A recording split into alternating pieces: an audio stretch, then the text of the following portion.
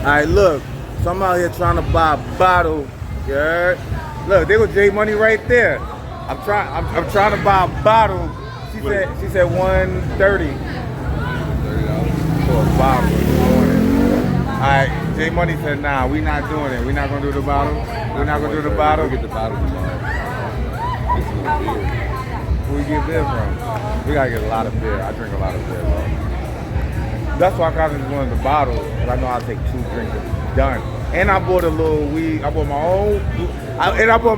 Weed. I don't.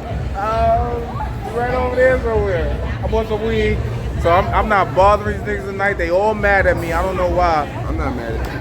I know. I love you. You live or something? Huh? Oh no, I'm just recording, making some videos. Why you so mad about it? Me and Louisa.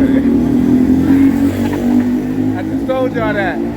I be hitting they weavers. My drinks just fell apart. Like one of them said, I'm busy, I got something to do.